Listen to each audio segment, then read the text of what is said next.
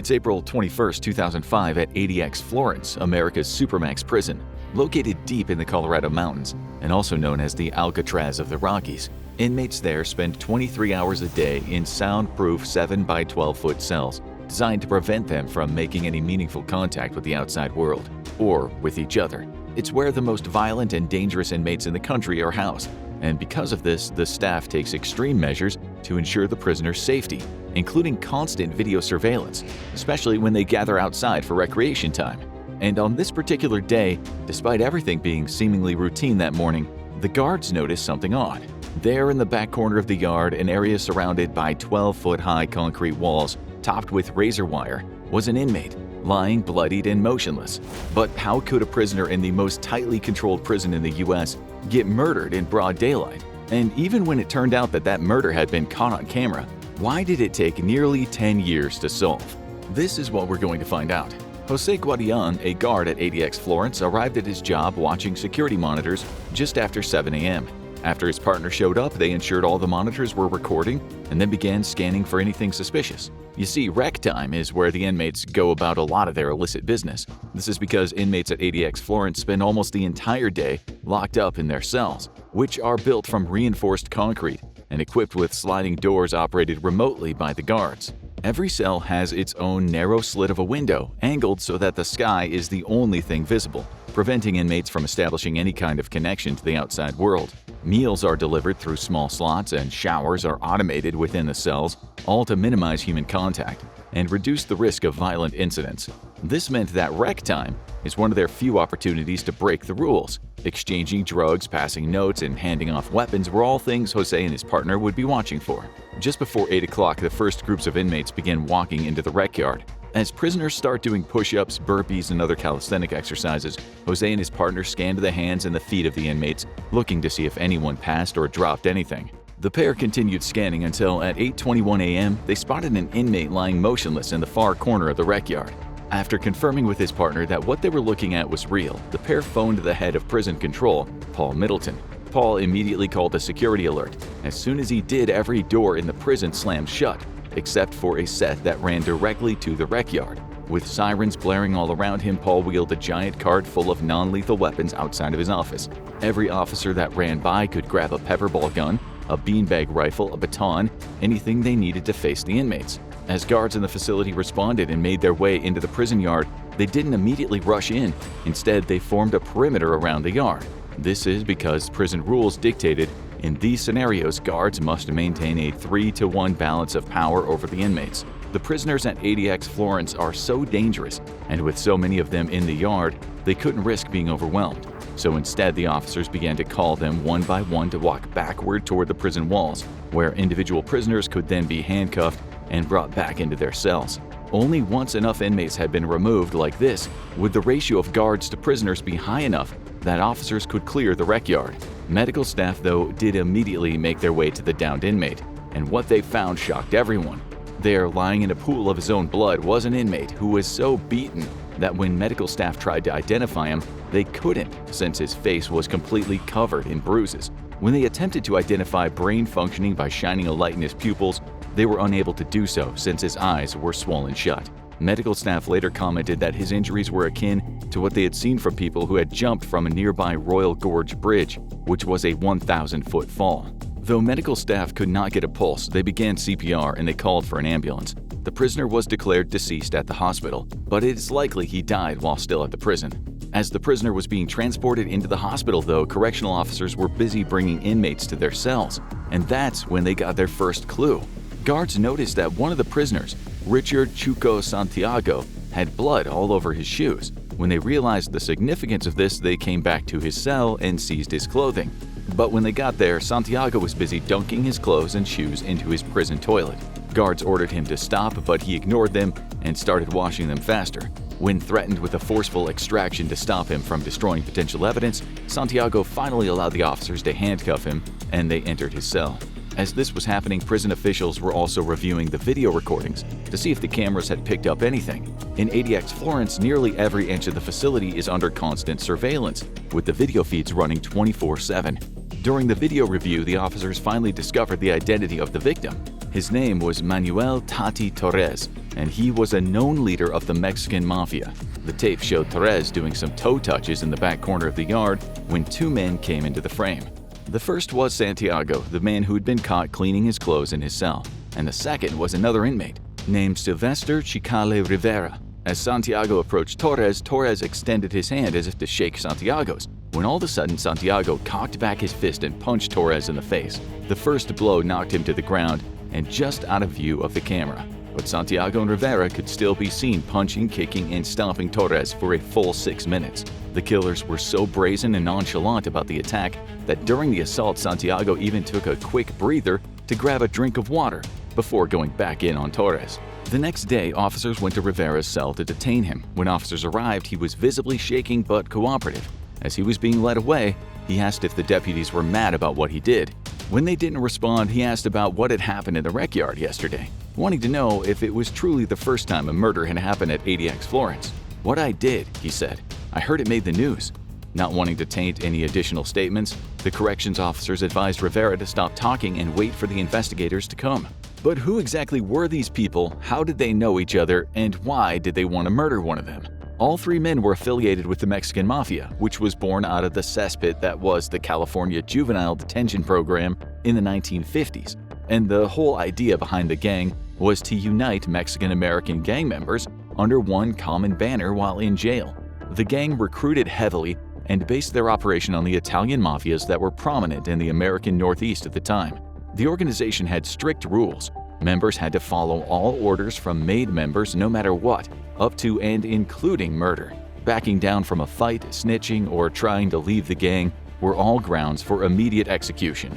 And soon the gang's hyperfixation on extreme violence earned it a fearsome reputation. So much so that the California prison authorities tried to clamp down on the organization by dispersing the gang to other parts of the state. But that ended up having the opposite effect. Like a cancer, the Mexican Mafia, which was now spread out, only grew more powerful. Over the years, as members made parole, they established sects throughout California, where they continued their drug trafficking, prostitution, extortion, and murder-for-hire rackets on the outside. The Mexican Mafia, now known as La M, or the M in Spanish, became an extremely powerful gang both inside and outside the California prison system. Its core membership consisted of around 750 made members who controlled up to 50,000 associates and foot soldiers at any given time, who all had aspirations to become a full-fledged member. And the only way to do that was to commit a murder in the name of the gang. So where did these three men fall in this organization? Manuel Torres was a senior leader in the organization, first joining the gang in the 1960s. He quickly became a powerful figure in Southern California. His main racket was an extortion business that charged drug dealers and drug users a tax to buy and use drugs in his territory. He would then take a percentage of the cut and send it back to incarcerated members to help them live a more comfortable life on the inside. In 1997, Torres was one of several dozen Mexican Mafia members arrested in a giant operation. At first, Torres was sent away to do his time at Lompoc, a federal institution several hundred miles away from Los Angeles. However, once at Lompoc, Torres united all the Hispanic gangs on the yard under the banner of La M and began terrorizing the other prisoners. After running out of options to limit his power, state prison officials decided the only way to beat Torres was to ship him off to ADX Florence, where he could hopefully be controlled. As for Santiago, he was a fully made member of the Mexican Mafia and, like Torres, had also been imprisoned at Lompoc. A career criminal, Santiago earned his way into the Mexican Mafia by killing a fellow inmate in 1989, which got him a life sentence. Continuing to be unruly, he was eventually shipped off to ADX Florence in 2000, and he and Torres arrived there around the same time. Then there was Sylvester Rivera. Rivera was a longtime associate of the Mexican Mafia, a career bank robber who brought in huge sums of cash for the group, but had not been made a full member yet. After getting caught, Rivera continued to break prison rules in every institution he was at, from using drugs to making contraband wine, fighting, and trying to escape. Rivera was a problem child no matter where he went. After dealing with him for years, it was decided ADX Florence was the only place for him, and he arrived in March 2005. But even though all of these men were bad guys, it was still a homicide. The truth needed to be found out. But because the institution was federal property, the FBI would handle the investigation. And the person in charge of finding out the truth was a man who will only be known as John. In order to keep his identity a secret, John has only revealed a few details about who he was. He would later tell a reporter who investigated the case his first name, that he grew up in a very Christian southern town, and he came from a large police family. All other details had to be limited to protect himself and his family, and the reporter would soon learn why this was the case. After being assigned the case, John first went to the facility to speak to the inmates who were in the yard that day. As he made his way to the prison complex, an immense feeling of dread came over him. The complex was situated in an absolutely beautiful part of Colorado, surrounded by picturesque mountains, but the facility itself was ominous, cold, and eerily quiet. When John arrived, he asked the prison officials if they had an interview room he could use to speak to the inmates. They told him yes, they did, but no, he couldn't use it. You see, one of the worst things a prisoner can do is talk to a cop. The others see it as a betrayal, and so even the suggestion that someone had spoken to him about the murder and potentially snitched in any capacity would be enough to get them killed. John would have to come up with another way to speak with the inmates without letting the others know. To protect their confidentiality, John set up a makeshift office in a secluded part of the prison. Correction officers would take away one prisoner at a time with a made-up reason for their removal. This could be under the pretext of a doctor's appointment, a meeting with an attorney, a dental appointment, or some other mundane reason. But despite this, it didn't take long for the prisoners to figure out what was going on. One time, after several prisoners had been brought in under the guise of a dental appointment, other prisoners remarked that they didn't realize they had so many issues with their teeth. And just because they weren't talking to John in the official interrogation room, that didn't mean they would be any more cooperative. After the guards sat down the potential witnesses, many would unleash a flurry of profanities as soon as John flashed his FBI badge. Others remained even more defiant, and they refused to say a single word at all, and they would stare at John in silence until he gave up. In fact, during John's visit to ADX Florence, not a single inmate made any statement whatsoever about what happened that day, nor anything about Torres, Santiago, or Rivera. It seemed as if the entire population of several hundred inmates had either been sworn to secrecy about what happened, or they had been threatened. Either way, John realized he wasn't going to get anything out of them, and he was forced to leave ADX Florence empty-handed. But John wouldn't give up that easily. Not willing to be defeated, he teamed up with the Assistant U.S. Attorney Bob Midens, a career prosecutor who had made a name for himself in the Denver office as someone who could take on even the most complex legal cases and win. Together, he and John devised a new strategy to try to figure out what had happened, but they would need expert help to do this. The experts they chose were members of the FBI field office in Los Angeles. Here, the Intelligence Bureau had several resident experts on La M, and they knew practically all the players. When the duo met with the FBI officials in Los Angeles, they were stunned at the amount of information they had gathered on the gang. Inside the FBI office, there was a literal library of information documenting nearly every crime and every member of the group that they knew of. Not having much time, they received permission to copy most of the documents there and bring them back to Colorado for review. But that wasn't the only thing the FBI gave them there. In addition to the documents, they handed over a list of former Mexican Mafia members who had turned state witness for various trials. These former gangsters had signed their own death warrants because of this, and they were all put into the Federal Witness Protection Program.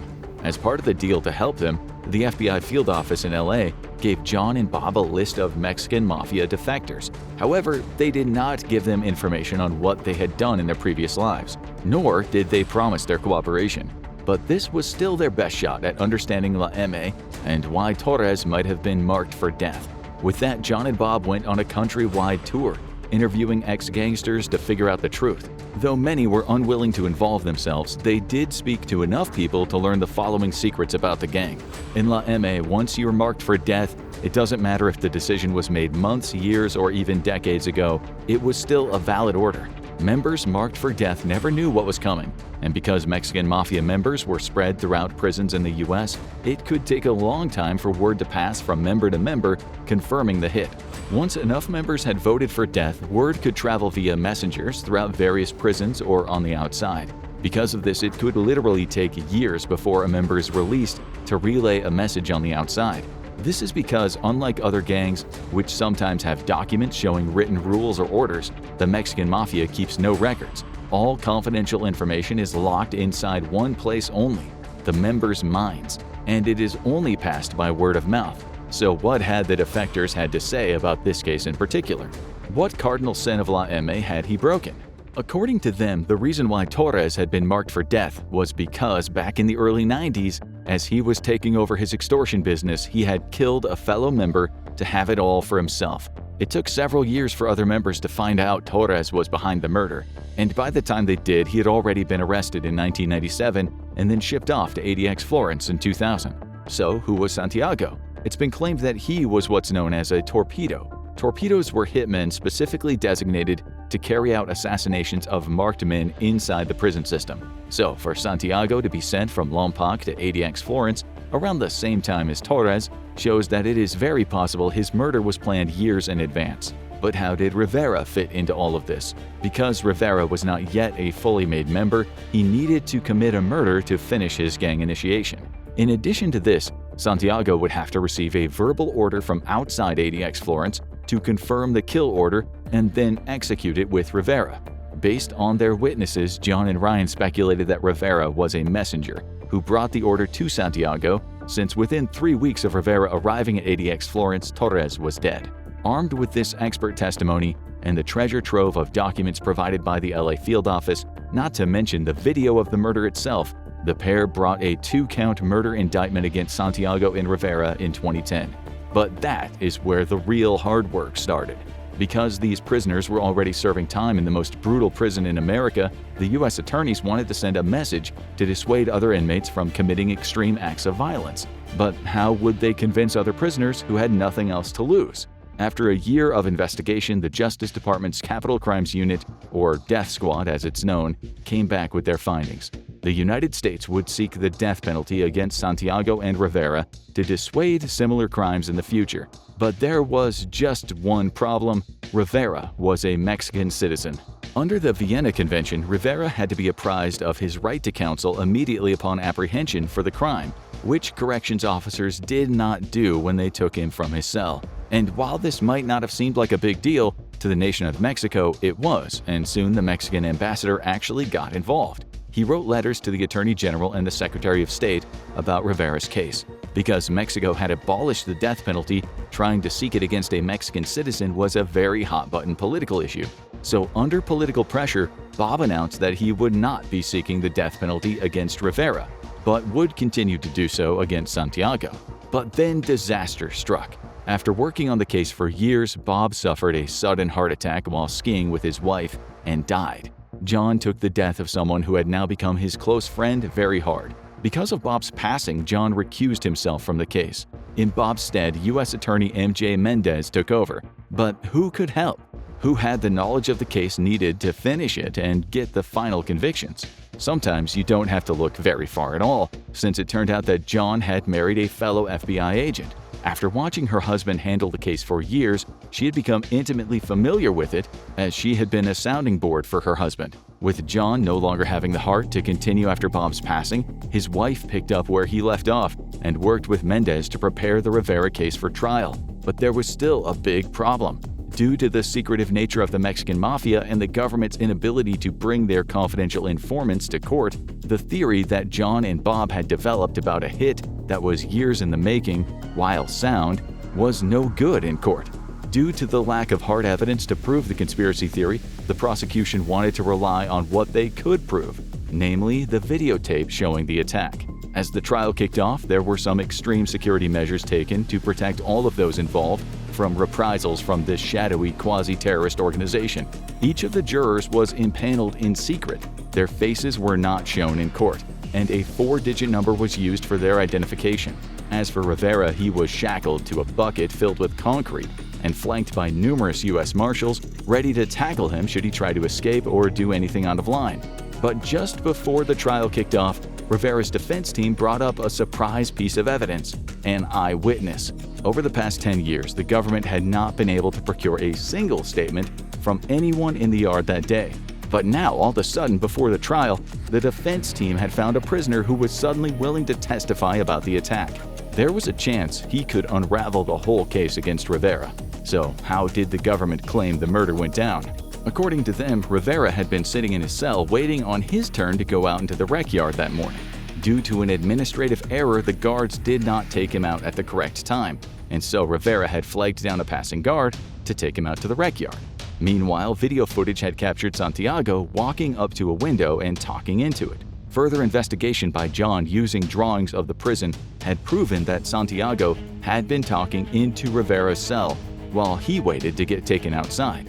Once outside, the duo began warming up for their workout in the same corner as Torres, as seen in the video footage. Santiago approached Torres and cold-cocked him, and then the two spent the next 6 minutes beating him to death.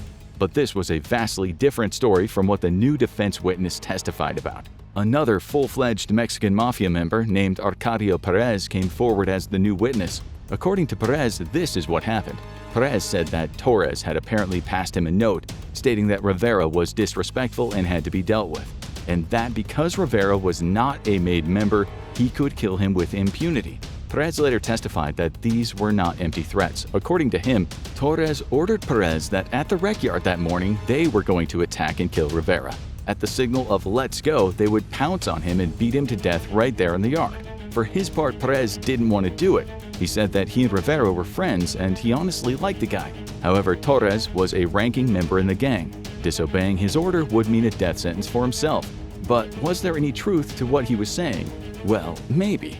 According to prison records, Torres had utilized an inmate intercom system to talk to the guards that morning. Prisoners used this system since the guards didn't stay on the rec yard when they were out there. From guard testimony, Torres had been asking about where Rivera was. Because of this, it did seem odd that Torres was asking for Rivera, and the fact lends some credence to what Perez was saying. But why didn't he follow through? Perez stated that when he saw Santiago approach Torres and start fighting him, he backed off because now it was a dispute between two made members and he was not going to get himself involved. As a result of this, he stayed on the sidelines. But what did Rivera have to say about all of this? Much to everyone's surprise, Rivera took the stand in his own defense, and what he said had a ring of truth to it.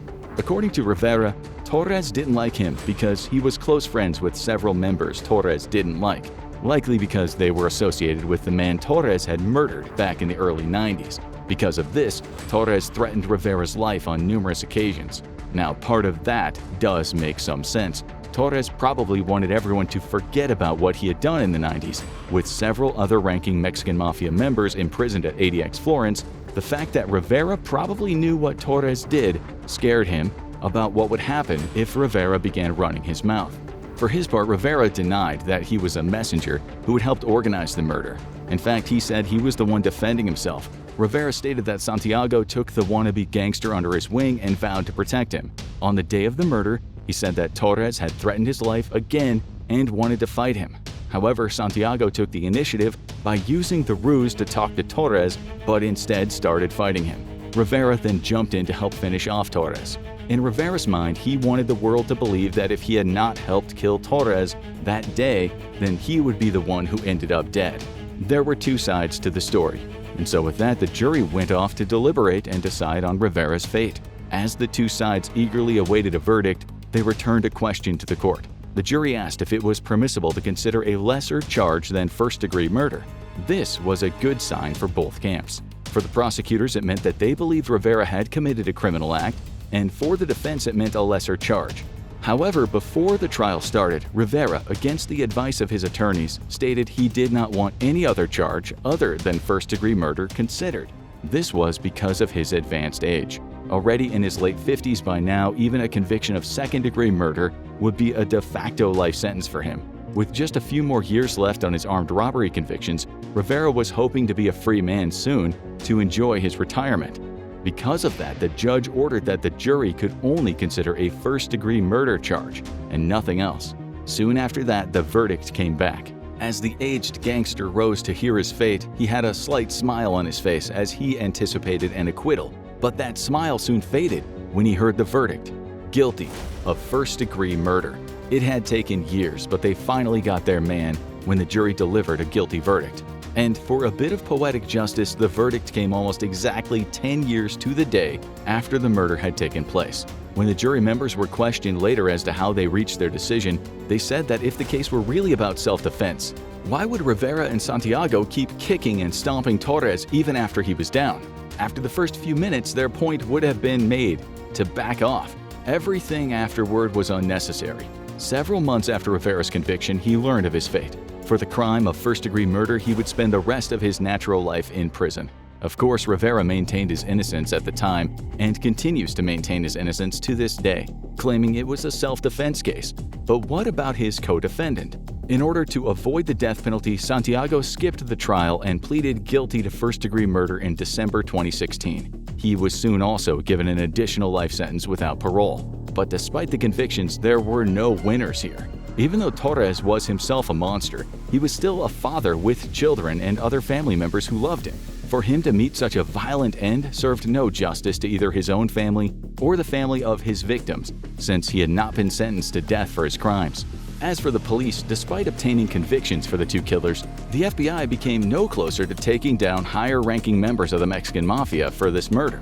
Due to the intense secrecy surrounding the group, even nearly 10 years of investigating yield no fruitful returns other than keeping two lower-level criminals behind bars for good.